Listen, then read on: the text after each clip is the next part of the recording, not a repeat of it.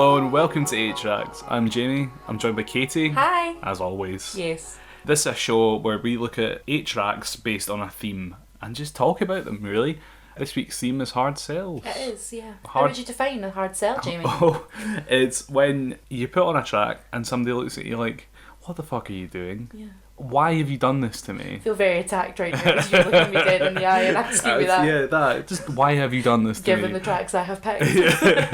Yeah, no, we'll hear about that in a minute. Yeah, we will. So yeah, we're hoping to put this out as much as possible, but we'll see how it goes. So yeah, should we just get onto our first track? I think we should, yes. Basically, what we've done is we've put a Spotify playlist in the description. Obviously, just follow it as we say. You know, go on to track 1, track 2, track 3. Feel free to pause the podcast. No, don't pause it. Yeah, no, pause Yeah, the podcast. just play the podcast aggressively loud over the songs that we've chosen. So you can't actually hear the So music. you'd be like, oh wow, this is a hard sell because these two arseholes won't shut up. It's like being in the cinema and the person behind you just won't stop Oh, talking. they won't like they think they're on MST3K. Aye. And it's like, no. Okay, so that's what, a minute 20 and you've made a Mystery Science Theatre reference? I'm giving the people what they want. Nerd alert. Right, so track 1, Yes. Here it is, The Fall with Living Too Late. Track 1. 1, 2, 3, 4.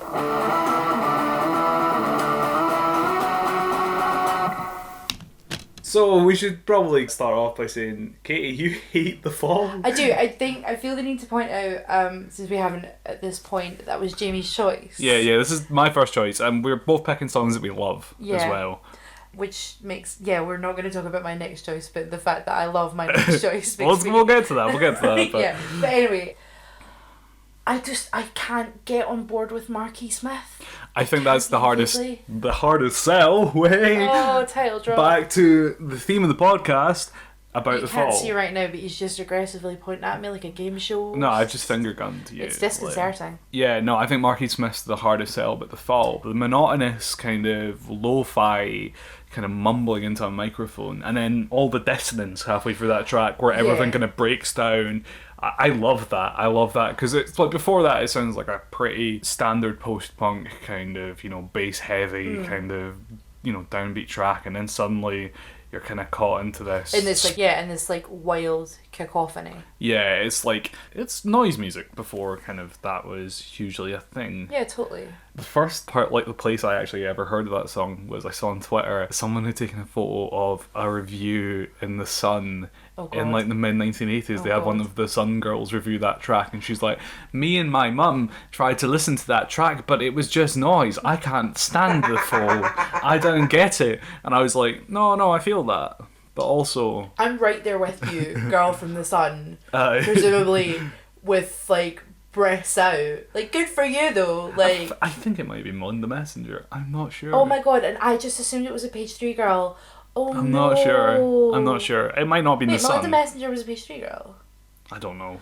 Oh, can you cut this bit? I do think it was Mon the Messenger. I'm not even sure what paper it was. I was just trying to find it there, but I can't actually find it to quote it. But I really like how hard of a listen that song is. So why did you pick that as a hard sell? It's mostly that dissonant kind of descent midway through. Where after, I think people could probably kind of nod along to the start bit of it, and then I think that'd be a point where people would be like, no, get that off. I've had enough. Yeah, I really like post-punk. It's probably the genre to which I connect the most. There's no, non-wanky way of saying that, is there? No, I mean, I like post-punk, but that doesn't really fill minutes on a podcast. No, it's true. Yeah, so, for the kind of the opening verse of that, I was a bit like, okay, well, I don't really understand why he's picked this, because we've had this list sitting in a notes file on the iPhone for about 6 months, but I couldn't remember. I was like, this is fine. This is totally fine. And then the wailing began. Fighting in the street. Yeah. I love that. I love it. I know you do. I'm fully aware that you do. Right. Let's cut on to our next track. Katie, would you like to introduce this track for us? This is my track. This is one of my favourite tracks. This is nothing like The Fall. This is Deep Throat by Cupcake. suck too.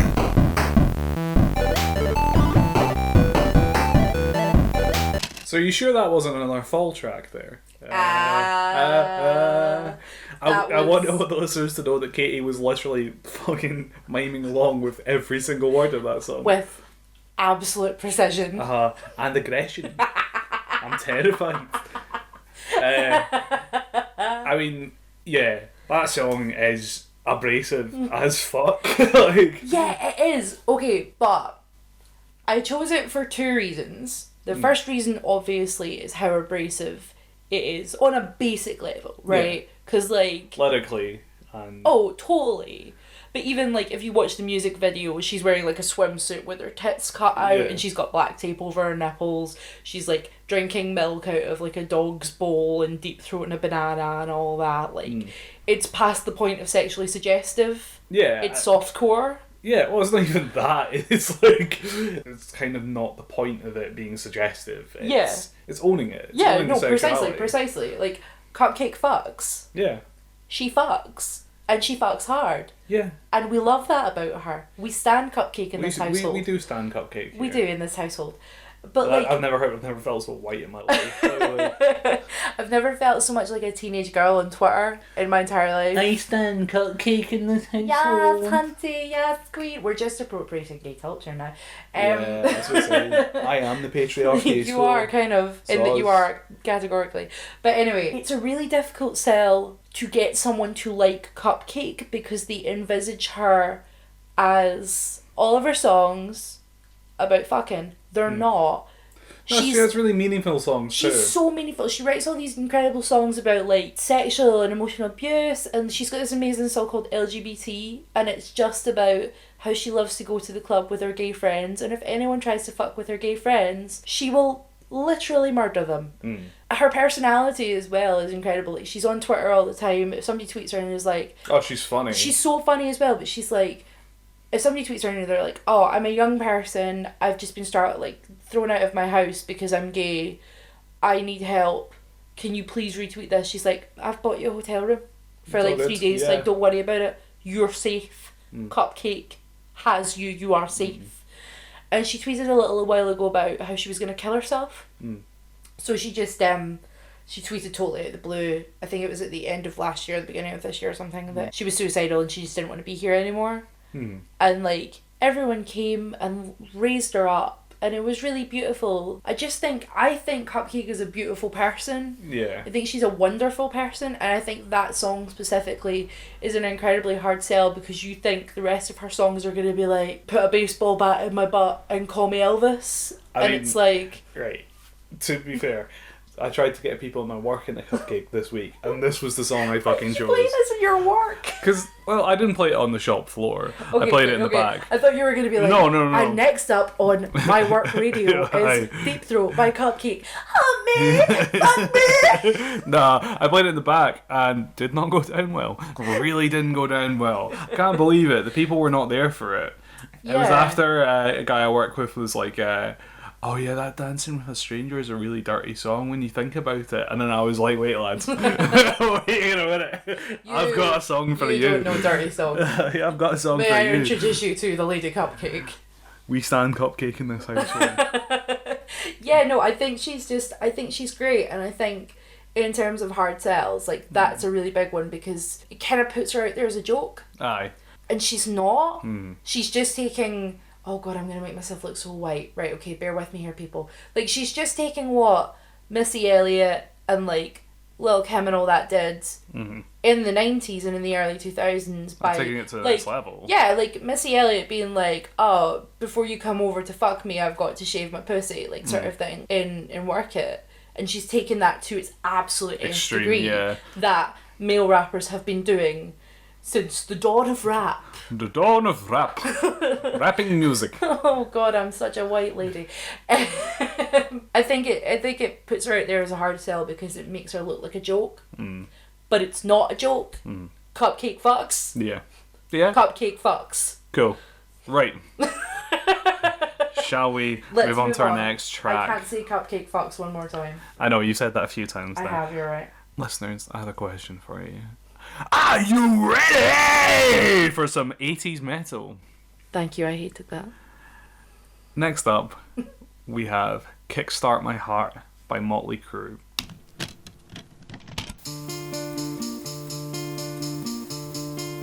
Track 3. That song, I fucking love that song. It's so dumb. But if that song doesn't give you energy, I think there's something wrong with you. Maybe something wrong with me. Yeah. So, yeah, no, it's like, I think I chose this. I know it's very poppy, and I know it's not the hardest listen. But I think, especially now, nearly 40 years on, oh Jesus, that 80s metal and hair metal, kind of power metal in general, is a really fucking hard sell because it's absolute cock rock and it's bullshit. I think it's just, I don't like it. And it's like, it's like, as dumb as it is, the musicianship that goes into that is absolutely brilliant. Like, the fucking mix on that track is ingenious. They've layered guitars that are doing pick slides up and down to sound like revving motors at different points. They've got a bit where the backing singers sound like they're orgasming in the fucking, I think it's like the second last chorus, and that I find that fucking hilarious. Like, it's, baby. We know what an orgasm sounds like. No, I'm singing Kickstart My Heart. That's not an orgasm. Come on. Please don't do that out.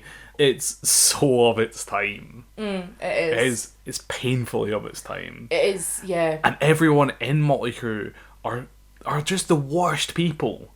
They are all awful. Can you tell me why though? Because I don't know a lot about Motley Crue because my kind of musical, I don't know, journey did not involve glam rock at all, apart from David Bowie and stuff like that. But that's kind of like glam rock. Are you joking? What did I say? Heavy metal, babe. It's hair metal. Glam rock. They are wearing bell bottoms and fucking. That's hair metal. Okay. That is his own thing. Wow. Okay. Well, aren't I ignorant? Please tell me more. Fucking right. I feel sorry for you that your journey into musicdom didn't include bullshit hair metal because it is so much fun. My dad was really into Cat Stevens, okay? That's not hair metal. I know, that's why I said it. Thank you, Jamie. Aye, but I was hard to like, my dad's into hair metal. My dad's bald. Sorry, Bruce. Can you only be into hair metal if you've got hair? Is that one of the stipulations? Like, when you try and buy a CD, do they like measure the length of your hair and be like, nah, it's not. Well, it's not the length, it's the like kind of width of your hair. Right, like okay. how far out like it goes. Volume in terms of how much hairspray. Like the Moth, the Goldbergs. Yeah. But like, her name is Beverly. Give her the respect she deserves. No, it's a lot of fun. Motley Crue are terrible though. You so you don't know anything about them. I know that Nikki Sixx is a person. Yeah, he's not great. And I know he likes heroin, or did like heroin. I don't know what his journey involves. Do you know who Tommy Lee is?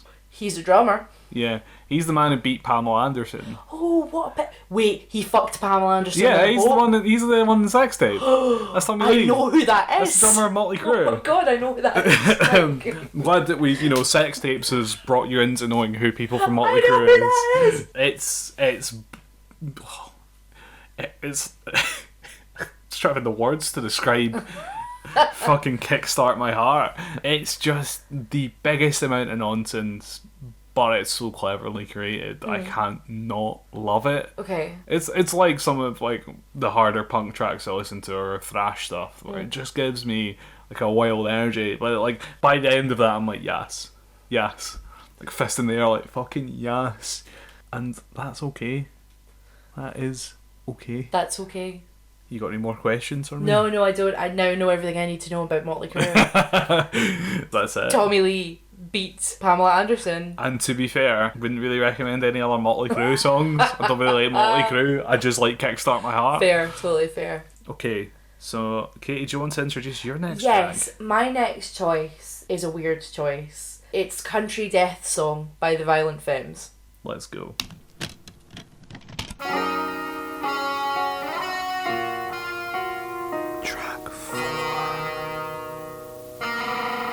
Cool, so what you will hopefully have just heard is a Country Death Song, which is one of the opening tracks, well, it is the opening track, on Hallowed Ground, which is the Violent Femmes' second album. And I think to me, the reason why it's such a hard sell is because that is the opening track of the follow-up to the first Violent Femmes album, which is I would say indie. I'd call it a masterpiece. Yeah, and it's like it's a punk masterpiece. It is a punk masterpiece. But that song's great. Country Death Song is fantastic. It's catchy. It's very Violent Femmes, very weird.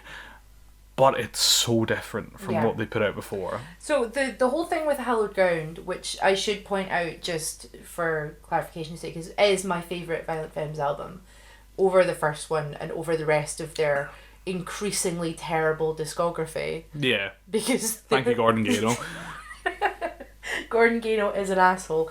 I have thoughts and feelings on him. I will spare you them. But so Gordon Gano he comes from a very Christian background. His father was a preacher, and Gordon Gano loves Jesus. Nothing wrong with that. But the other two members of the Violent Femmes are ardent, staunch atheists. And Gano had been pushing them to do more religious tunes. Yeah. But Gano's idea of religion is like kind of the more metal aspects of religion. Because you read the Bible, and the Bible is undeniably in places a bit metal. Oh, yeah. It's a pretty hardcore book. Yeah. So Gano's kind of view of it was not to do, go full Jeff Magnum, I love you, Jesus Christ, on a...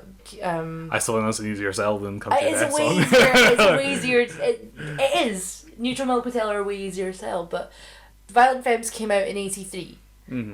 1 year later, they drop Hallowed Ground. So if you'd gone from listening to Blister in the Sun, Add It Up. Yeah. What else is on that? Gone Daddy Gone. Gone Daddy Gone. Oh, it's that Love Why is Can't gone. I Get Just Wanna Kiss? Why Can't I That is Add It Up. Oh, of course it is. Duh. Please cut that. But yeah, so if you've gone... Good Feeling. Good Feeling. Although Good Feeling's closer to anything on this album than the rest of the album. It is, but tonally speaking, it's still all... That whole album is still, I want to drink, I want to fuck, I want to play music. Like, that's what Violent Femmes is. Yeah.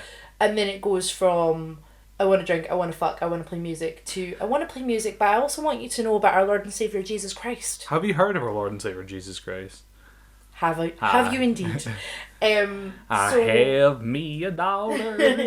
it's like he takes all of these country affectations and properly runs with it. And he's just this like little, Wisconsin boy, I believe. Were they from? They were from Wisconsin, right? Or were they from Minnesota? Oh, they're from Wisconsin. Yeah. So they're like these little Wisconsin boys out playing the folk tunes. With the folk stylings of the Lord Jesus Christ. But what I find my issue with Hallowed Ground as an album is, I know we're just talking about Hallowed Ground rather than... But the hard sell as a whole it's Country Death Song. But the hard sell is Hallowed Ground, because if you walk out of... You can't play all of Hallowed Ground, but if you walk straight out of Violent Femmes and into Hallowed Ground, you're going to be like, where am I?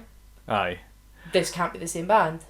I think... Right, the first album was such a punchy, clipped...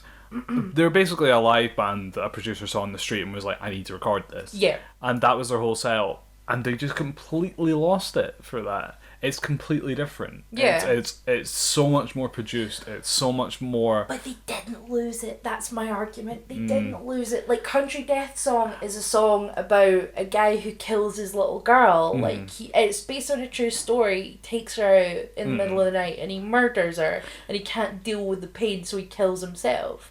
The songs on Hallowed Ground, Never Tell, extremely awesome. The only one that's like overtly super religious is Jesus Walking on the Water, and that's just a gospel. Like, that's just a gospel track with folk leanings. But it doesn't have the punch the first one No, it doesn't. It doesn't. And that's why, like, for me, it's a hard sell. Yeah. Bringing it back to the title, title. But yeah, even the title track, Hallowed Ground, overtly the title conjures like religious connotations. No, it's biblical. It's biblical. Very biblical. Yeah. Biblical. Biblical. But it is... I still think it's just good folk punk. I think it's lost the punk aspect. I think lyrically, yes, but the vibe is gone. But it still has... Oh, I've forgotten the bass player and the drummer's name. Brian Ritchie and whoever the drummer is. But it's not even... Right. Victor DiLorenzo, that's his name. I think it's completely musically lost its punk edge. It has. Never Tell's the closest thing on that album to a punk track, and it's 7 minutes long. Compare the track lengths even. Look at that. It's gone from like these absolute energetic blasts to these drawn out, not necessarily bad, kind of odysseys of songs. And some of them work and some of them don't for me. And I think that's just not punk rock.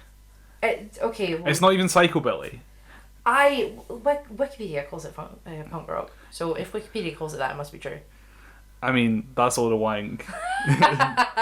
And all opinions are subjective. Wikipedia cites the source of the Phoenix New Times for that, so... Oh, yeah, most trustworthy musical. But the thing is as well, like, so when that album came out, people heard it, and they were expecting, like, 12 more Blister in the Suns, and you get Never Tell, and it's like this, as you say, like, 7 minute long odyssey of...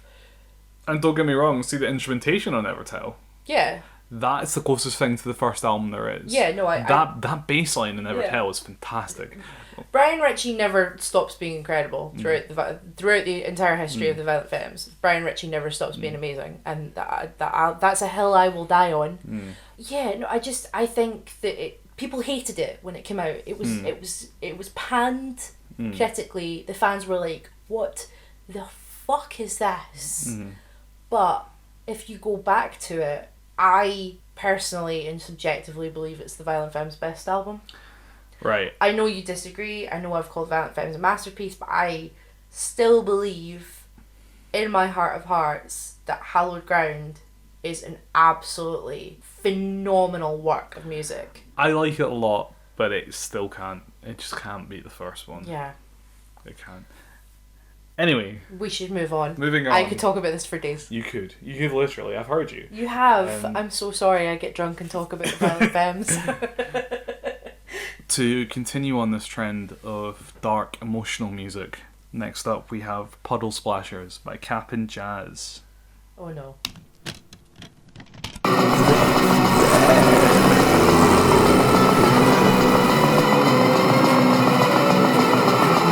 So that was possibly the most emo, Cap'n Jazz, who I absolutely adore. You don't. You're not mad. I hate Cap'n Jazz. What is it about Cap'n Jazz you hate? It's his voice. His voice sounds like somebody running a metal board over a cheese grater. I like in my that mind. though. If you've seen videos of them, part of what the mystique of part of the sell of Captain Jazz was they were this absolutely chaotic band where everything was fucking falling apart constantly, and he was just rolling on the floor, screaming his lungs out to these tracks. And I think it's, not to sound like a total walloper, powerfully honest, all of it. You laughed at me, you dick. No, it's just the way you qualified it. You were like, not to sound like a total walloper. And then you proceeded to sound like a total walloper, and it was like, sorry. I understand how it's a hard sell though. His voice is extremely grating. And I think that works well with the music because it's playing with the dissonance in the track. And there's layers and layers and layers of guitar that are all dissonant. And then rhythmically it's even kind of hard to get your head around, if you know what I mean. It doesn't stick to a standard rhythm for long at all. It just keeps going, and that's part of what I love about. But you can understand how it's a hard sell, right? Like, yeah. Hence, that's why you picked it. Aye. You get that his voice is so unbelievably grating. Aye, but I could easily say the same about Jello Biafra from the Dead Kennedys. Oh yeah, for sure. Or the lad from the B-52s. Yeah. And I appreciate, or the boy from the Cramps. I can't remember his name either. No, it's all I'm good. shit with names, but I think it's Tom Kinsella. It doesn't matter. Right, they're brothers, and one's in American football, and that's how I got onto them because Okay. Mike Kinsella is an amazing musician and guitarist, and. Yeah, no, I think his voice works thematically with what Cap'n Jazz are trying to do. And they both went on to be in another band called Joan of Arc, which were much more commercially successful. They were a lot easier to sell. Yeah. No less pretentious at all. I mean, they have an album that's called Live in San Francisco that's not a live album, it's their third album. They do a lot of shit to like fuck with people. Yeah, I've read the name of their Captain Jazz's first album. An Alpha Beta was it? An Alpha Beta. Oh, I'm sorry. I was talking about their only full-length album, which is called Burritos, Inspiration Point, Fork Balloon Sports, Cards in the Spokes, Automatic Biographies, Kites, Kung Fu Trophies, Banana Peels We've Slipped On, and Eggshells We've Tippy-Toed Over. See, right. It is also referred to as the Schmack and Schmaz LP. See, right. I only really know their compilation album because it's got all of their EPs and LPs on it, Right, which is called An Alpha Beta Polythology. You can't see this, but I'm shaking my head. Yeah, no, it's also like 40 tracks long. Yeah, it runs for 99.5 minutes. But funnily enough, all those tracks are about a minute long, like half the time. I mean, there's exceptions, and there's definitely poppier and easier to listen to Cap and Jazz songs, but I think that perfectly captures their kind of pop and like their emo. They're easier to listen to a bit at the start, and then into their proper hardcore emo kind of Archers of Loaf or like screamy stuff later.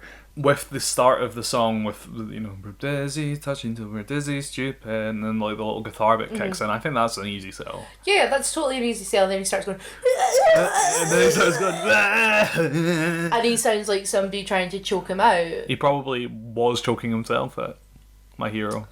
Okay. Yeah, have you got anything else to say about Cap and Jazz? I don't like them, thanks. Thank you so much. No, you're so welcome. I'm such a welcome and positive addition to this podcast. You're really giving me stuff to bounce off of here. I do that. That's what I'm here for. I'm a kind of brick wall musically. Yeah, I was going to say, that wasn't a brick wall, because stuff ain't bouncing. Stuff ain't bouncing. Is it me now? Yeah, next up is Katie's choice. So what have you got for your track? This comes with a qualification. Okay. So the track is Who Do You Think by Interpol. But the real choice is the works of Interpol, post Antics, but not including the album Interpol, which is a piece of shit. So this track specifically is Who Do You Think?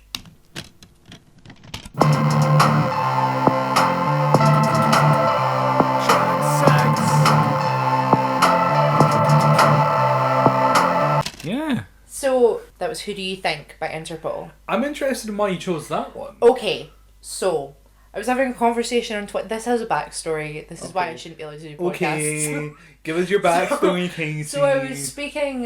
You and I quite like Interpol. Yes. We went to see Transmit. Transmit. Sorry. Yes. Last year. Yes. I read a review of it. The Sun described it as Interpol sucking the fun out of the event. I couldn't disagree more. They were the best act of the night. Yeah, they were. Arctic Monkeys sucked, but that's a different story entirely. And Blossoms were heavy mediocre. Yeah, so everyone kind of forgot about Interpol after they released Antics. Yeah. Antics is a kind of... Yeah, it's their definitive album. Antics is the greatest thing they've ever put out.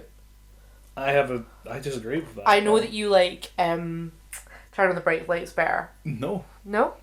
Do you like El Pintor? I like El Pintor the most. I love El Pintor, but I would say that Antics is better. So after Our Love to Admire, they released Interpol, and it was the last album with Carlos D, the bass player. Noted shitlord Carlos D. And no one really cared that they were still putting stuff out. That's because, to be honest, I find Our Love to Admire and Interpol as albums hugely passable. They are just... Well, less so with Our Love to Admire. There's the odd track off of Our Love to Admire, including that last one, where I'm like, okay, that's pretty good, but it's got nothing that stands out off of it, I think. And Interpol's just dog shit. Interpol is the worst of all of Interpol's albums, and you feel it in every note being played that they don't want to be there. They're not friends, they hate each other, they're not sound, and they're not having a good time, and you can feel it in every iota of like the tunes. Lights is fine, Barrier is fine, the songs are all inherently fine. Yeah, but there's no soul. Exactly, there's nothing real in terms of output. There's no pizzazz. Cut that. Never. But like, Interpol have been completely forgotten about, and attempting to say to someone like, "Oh hey, have you listened to El Pintor?" They're like, "Why would I do that? Are Interpol still a thing?" And yeah, I think El Pintor is their best album. It's incredible. Love El Pintor. It's so good. That's why I'm surprised you picked Who Do You Think? I did. The reason I picked Who Do You Think is because I Love to Admire showcases a real growing up in Interpol stuff, but it's still very firmly set in New York. They're a New York band who write stories about being in New York. Whereas El Pintor, I find, is not a exactly album about New York. And Marauder even more so moves away from the concept of, you know, a New York band in New York. Aye. It's very much an exploration of like Paul Banks's youth in Mexico, Daniel Kessler's, he's from London, so like, you know, the kind of exploration of their origins as people rather than a band, which is cool. But Interpol are a New York band who write shit about New York, and they write shit about dirty pavements and New York being a gross place to be. And I think that Our Love to Admire is actually the best showcase of that as them as a band. It took me such a long time to realise what Pioneer to the Falls is about. You hear the name Pioneer to the Falls, you think it's somebody discovering a waterfall or something, right? It's not. The Pioneer and the Falls are two bars in New York. It's a song about the journey between the Pioneer and the Falls, which was the last one this girl did before she was murdered. It's dirty stories about New York City. And that's what I think is the best. But why specifically Who Do You Think? Talk to me about that track. Okay, I honestly, I think I picked it as a kind of knee-jerk reaction. It's Interpol's probably like most poppy song. On There's harder sells on Our Love to Admire than Who Do You Think? But I've included them because I want you to stop thinking Interpol are a hard sell. They're fucking not. Inadvertently, I've destroyed the concept of my own podcast. But well, it's only taken one episode. Not even a full episode. I have ruined this. I stand by this. I am the ruiner. But yeah, like, the whole reason I chose them was because I want you to go and listen to Interpol. Not you specifically, but you. The listener. Yeah, I'm looking at the microphone like you can see me. Please go and listen to Interpol. They did more stuff after Antics. It's really good. And the less Carlos D that's in it, the more you're going to enjoy it. You might not think you will, but you will. Please, my friend, go. El Pintor is a fantastic El album. Pintor is so good.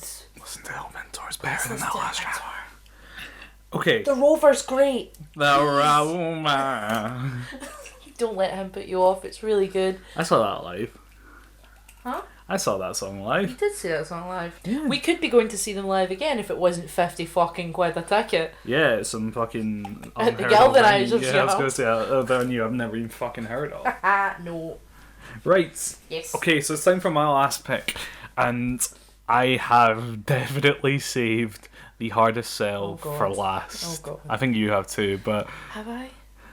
Maybe, but let's go for yours first. Yeah, let's just talk about mine. So this is Stub Dash a Dub by Mr. Bungle. Oh God.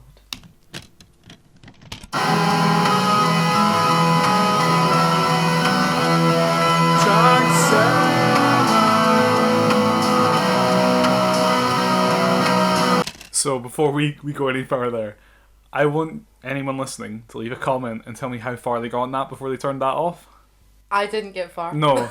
That song, I love it. I don't know why I love Jamie, it. it sounds like somebody driving a lorry through a circus. It's a nightmare. Yes, it is. And everything about the whole album is completely disgusting. It's a horrible experience listening to Was John Wayne Gacy involved in any capacity? No, but Mike Patton was. Oh, well, we don't want to have John Wayne Gacy, so we'll just get Mike Patton. Yeah, to be fair, the inside of his brain is probably fairly similar. Okay, good. As you can tell from that track musically.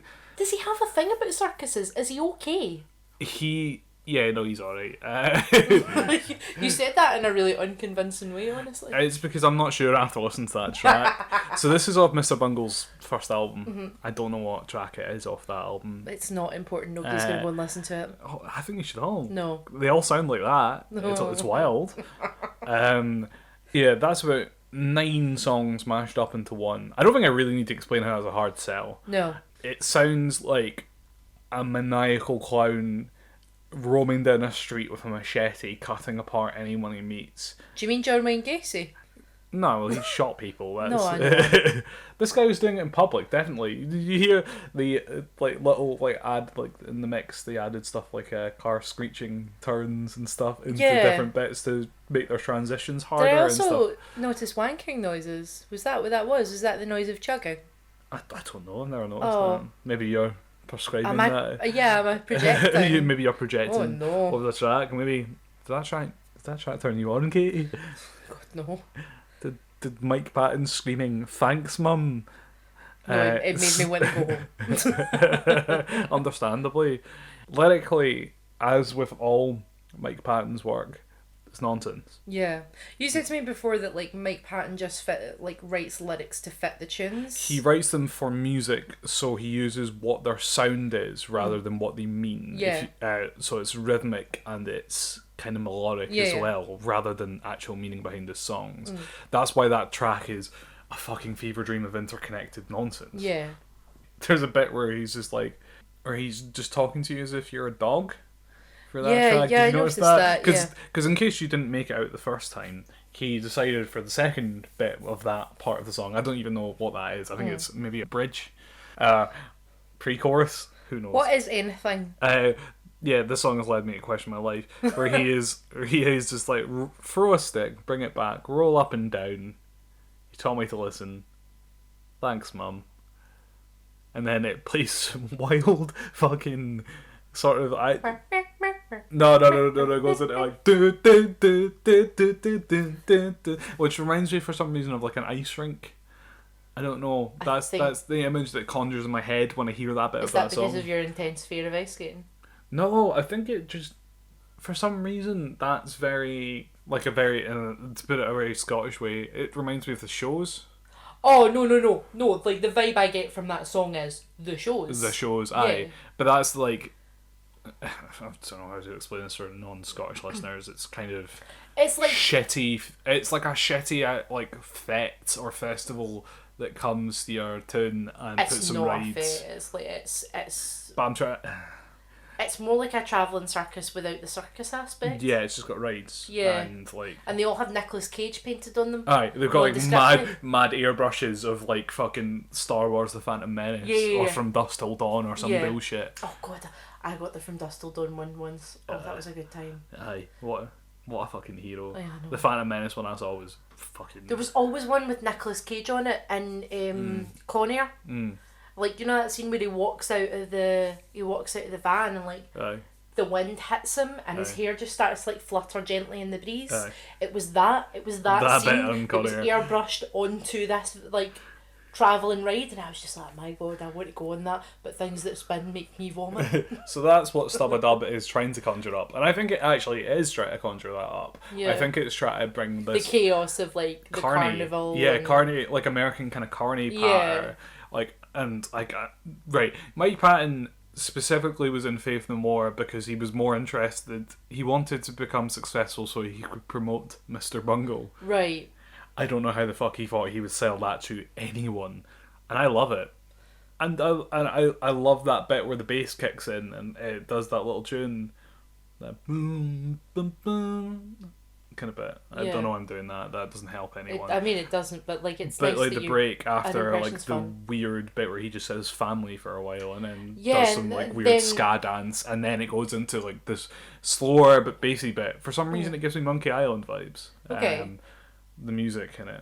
But then there's a Smiths track that does the same thing. Do you know for what me. it reminds me of in a really weird way? What? See the video game Harvester? Yes. Like, it's very...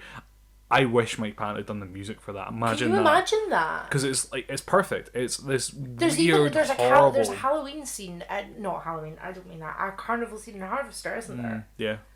It's can you imagine that? it's perfect. Yeah. It's the musical equivalent of the video game Harvester. It is. Which is an obscure reference for anybody who's not in the games, but just Google Harvester. It's the most horrible game you've ever seen in your life. You'll see some wild shit if you see that. Yeah. But I have mammoth respect for Mike Patton, and even still like that.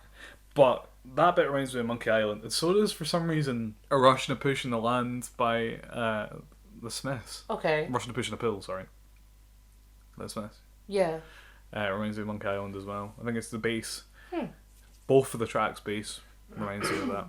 Anyway, that's enough about Mr. Bungle. Katie, okay. Can you bring in our last track? Okay, I can. I totally can. Right. Well done, by the way. Gold stars for sitting through Mr. Bungle. Yeah, you get your reward right now, because my last hard sell is picked specifically for Jamie. Not for you, not for me, but for Jamie, because he hates it more than any song in the whole world, and I don't understand why. Don't speak. It's Wham Rap by Wham.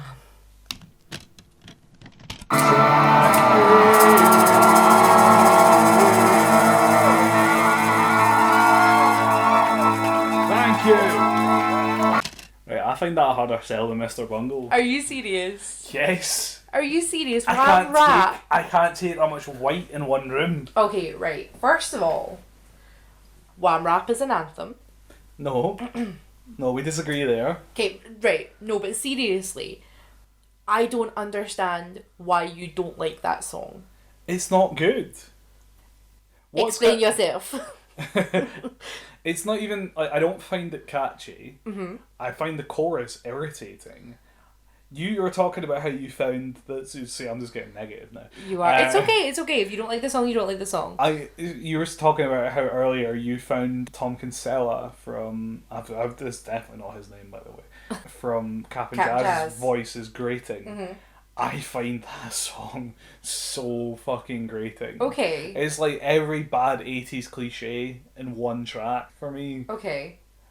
And I quite enjoy Wham, and I quite enjoy George Michael. Love George Michael.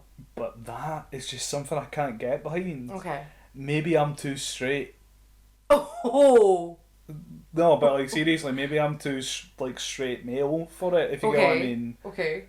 Well, see, this... And I'm not saying this like, I'm not condoning, any other, point of view about it. Like, maybe I am too straight for it. No one's too straight for Wham, right? Aye. Sexuality is a spectrum. And somewhere on the spectrum is Wham. And we all fall under that aspect of the spectrum, okay? It's true. No, but the thing about Wham Rap, right? On the surface, cute, catchy, wham, bam, I am a man, etc. Not really a song about... Like, it's not supposed to be a fun song. What do you mean it's not supposed to be a fun song? Okay, so... Tell me about it. The song is about the right to work. Mm-hmm. The song is about the concept of right to work and the Labour Party at the time pushing the fact that forcing people to work is a human right. Mm-hmm. And if you're not contributing to the society, you don't belong in the society. Okay. So Wham Rap is about the fact that... So the lyric in the chorus is, wham bam, I am a man, job or no job, you can't tell me that I'm not. Do you enjoy what you do? If not, just stop. Don't stay there and rot. Okay. So the song is catchy and cute and fun, but it's also about the fact that if you're not happy in your job, don't let anyone tell you that not having a job makes you less of a man or less important or less human. Find something you love and do that instead. Mm-hmm. Wow, the 80s must have been a fun time to live. Imagine that. Imagine being able to go find something you love to do. Yeah, like throughout the song you can hear... being able to seize the means of production. Oh, I know, right? Oh, George Michael seizing the means of production, you know it. But throughout the song they chant DHSS, the Department of Health and Social Security. Mm-hmm. That's what that is. Mm-hmm. Like the whole song, he says stuff about being on the dole and meeting boys in the line, aka the queue for his gyro. Mm-hmm. Like, listening to that, the lyrics, that's cool, right? Yeah. Why does it have to sound like a fucking shit cheerleader cheer? It's like a bad version of Mickey. How dare you? How dare you take the name of Mickey in vain? Because that's a good song. But that... I completely disagree. I think Wham Rap is like it's a really fun song with a really pertinent message. Look, it just makes me do a take to a camera that's not there every single time it comes on. I put it on a lot. It physically drains me. I don't understand why. Like, I don't understand why you hate Wham Rap so much. And you can keep giving me the reasons over and over again. But, like, every time I hear it, I'm like, but yeah, Wham Rap. Wham Rap is really good. It's not, though. Wham Rap is a tune. That's a hard sell, because I'm not sold on it. It's the only song of today that I'm not sold on. See, that's why I picked it. I didn't pick it because I know that the people listening to this will be like, this is hard, I can't... Like, they're not going to have a Mr. Bungle reaction to it. No, they're not going to turn it off. You're having the same reaction that I have to Mr. Bungle to Wham Rap. No, I kind of zone out and go to my happy place. Yeah, that's what I do when Mr. Bungle comes on. But I don't put Mr. Bungle on, because I know it elicits that reaction. But you should love Wham Rap. I will make you listen to other Mr. Bungle songs. You have previously. No, I will make you listen to Gollum 2, the Bionic Paperboy. Okay, you did earlier, so first of all, fuck off. A song where they use fishing lines, and it's still better than Wham Rap. I completely disagree. We're gonna have to agree to disagree, because Wham Rap is a socialist anthem. Thank you, next. Oh, the lyrics, good. Song itself, shit. And you. that's the more important George thing in a Michael song. didn't die for you to have this attitude. No, he died because his cover of True Faith by New Order was that shit it killed him. Yeah, okay, I'll concede that. Yeah. Okay. You've got me. So listeners, tell us what you think of the tracks. Do you think they're hard sells? Tell us in the comments, or get in touch on Twitter. Should we give out our twiddle handles? We'll have to twiddle the handles. Twiddle those handles, ladies and gentlemen. Mine is @__ Jamie Harkin. Which you'll find him as Paul Verhoeven's Robert Kopp. Yes. My favourite name on Twitter. I'm Hooded Hawks on Twitter. @Hooded Hawks. They can put the @ sign in themselves. They're not stupid. These people don't know anything. These people have listened... Don't condescend to listeners. These people have listened to Mr. Bungle now. I have wiped out knowledge of thousands of hours of technology. I hope that Wham Rap has brought them back from the edge. I think it sent me over the edge. This is the last podcast we'll be doing. I'm only joking. Let us know in the comments, or Twitter, or whatever. Yeah, let us know if you like it. Yeah. Let us know if you like us. Hey, give us some feedback about the show as well, if there's anything you think about the format, or But don't be too cutting, because I'm a very emotional person. Be cutting, I can take it. No, I can't. Don't. Don't, seriously. No, don't. Please don't. Please don't. Please don't. I'm a very, very delicate flower. Okay, so thank you for listening. Thank you so much for listening. Have a great day. Have a good Rest day. in power, George Michael. You're a beautiful angel. Look. Shut the fuck up. Rest in power. Look. To play us out, I'm just going to keep playing the start of Kickstart My Heart over and over again.